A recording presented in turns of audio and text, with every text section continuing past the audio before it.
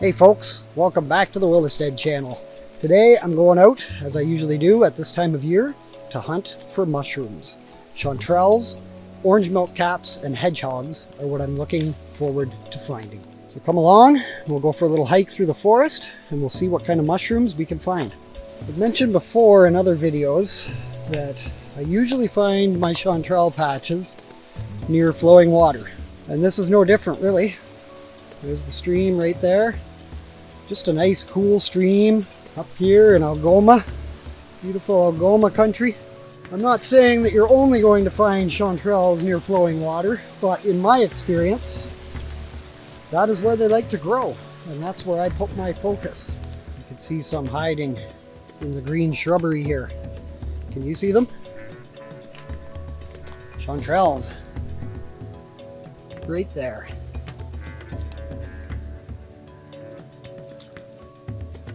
Some really nice sized mushrooms here. Not the biggest I've ever collected, but these aren't too bad at all. Beautiful size. And we'll carry on, see what else we can find. Hopefully we can find some orange milk caps and some hedgehogs today. See a nice little patch of chanterelles up here. These seem to be people's choice mushrooms. They're great. Easy to identify. There are plenty of other mushrooms out there. Some more growing over there. A few of these have been eaten by bugs, so we'll leave those behind, but there are plenty here that are perfectly fine. These will be delicious.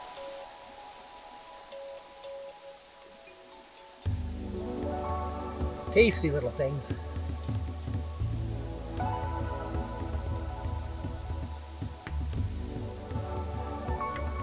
I like to use a knife when I'm cutting mushrooms, mainly just to keep dirt out of the mushroom bag.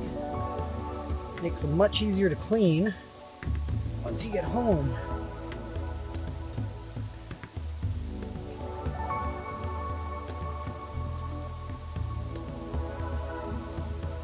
So that one's already broken off. So just remove that. Just like that. Keep that dirt out of your mushroom bag. These mushrooms definitely associate with the birch trees in the area, but they don't grow out of the actual dead birch. They're growing out of the ground here. You can see that there. These smaller ones I will leave and I'll come back for. Still a few here. One hiding under this leaf. Those will grow much bigger. A few more hiding over here.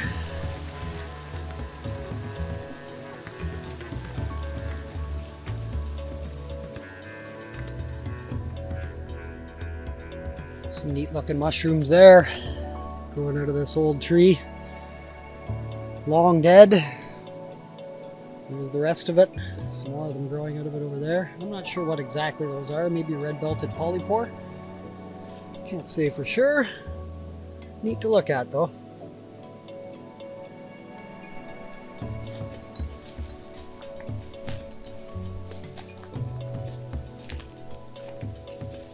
Looks like we have found the first orange milk cap of the day. Beauty. Silly me used to look at these as false chanterelles. They're, however, very delicious. They're a variety of lactarius. I don't know if you can see that. This particular one bleeds an orange milky substance. That occurs if you cut the gills, when you cut the stem, when you cut the cap.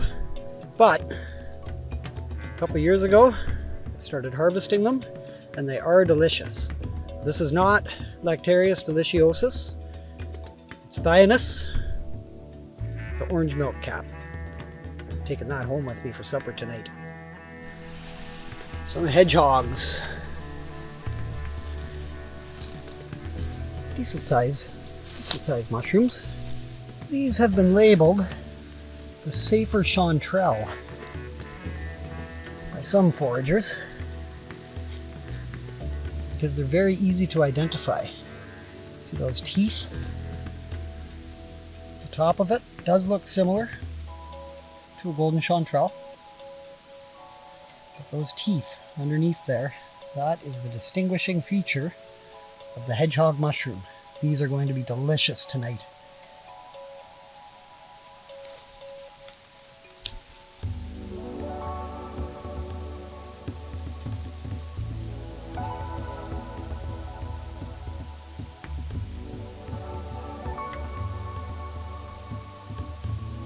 Yum. Some more hedgehogs growing in here. These are delicious. These have actually become one of Amanda and I's favorite mushrooms next to the chanterelles. I think I actually prefer these to chanterelles.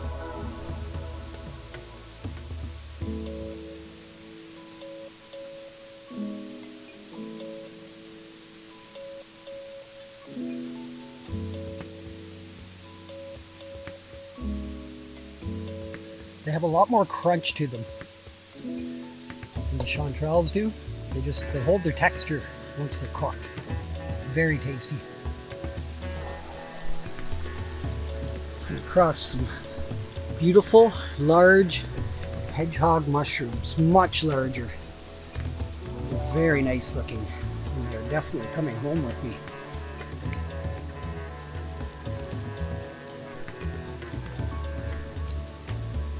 Very large specimens. Very nice.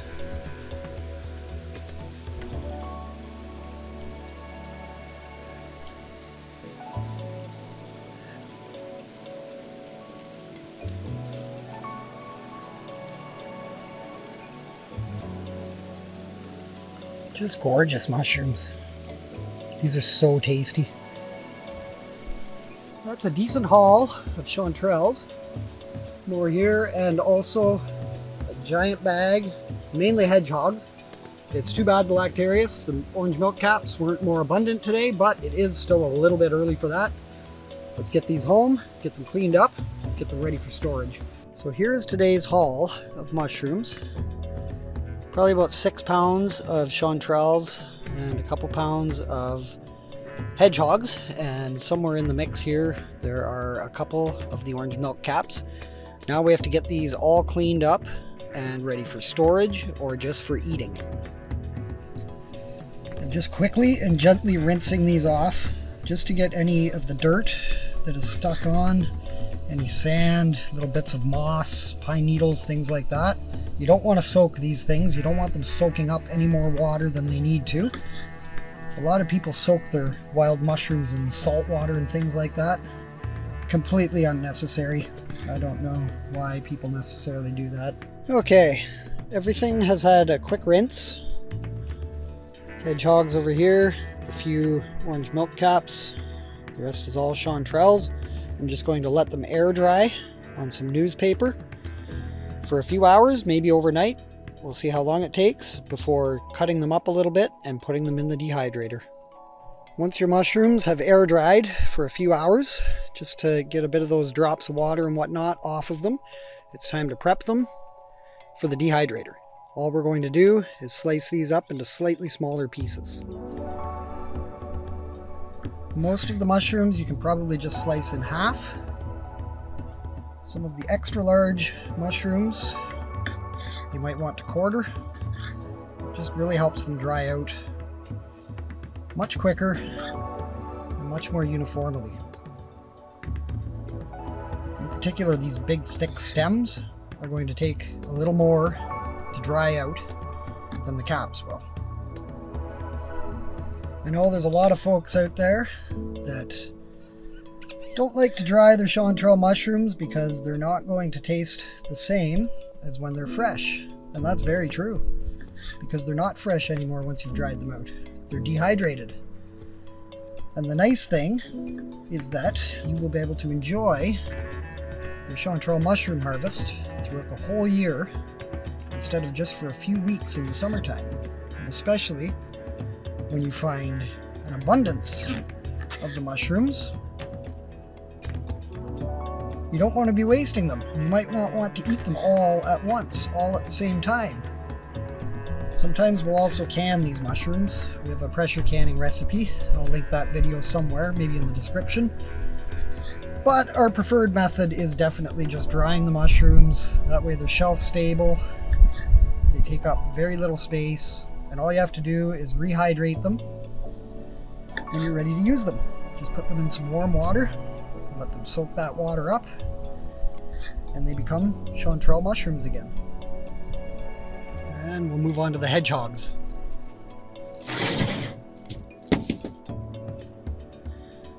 These are much meatier mushrooms, so you might have to bring these down to slightly smaller pieces to get them to dry out properly. Usually something like that.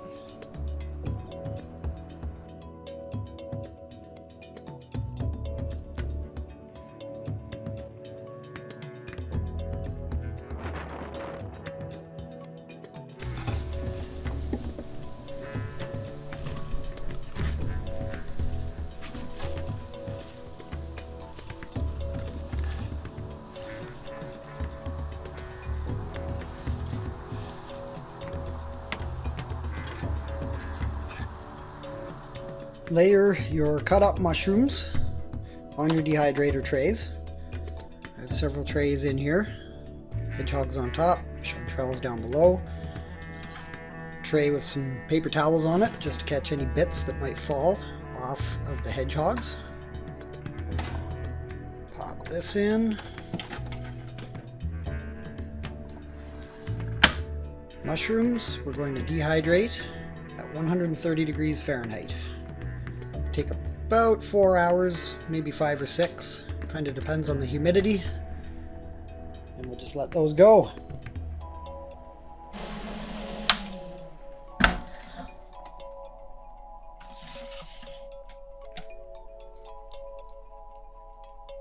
These are looking to be about done. So we will get them out of the dehydrator. You'll know your mushrooms are dry when they take on a little bit of a leathery sort of feel. The drier you get them, the less prone to any mold or anything like that they're going to become.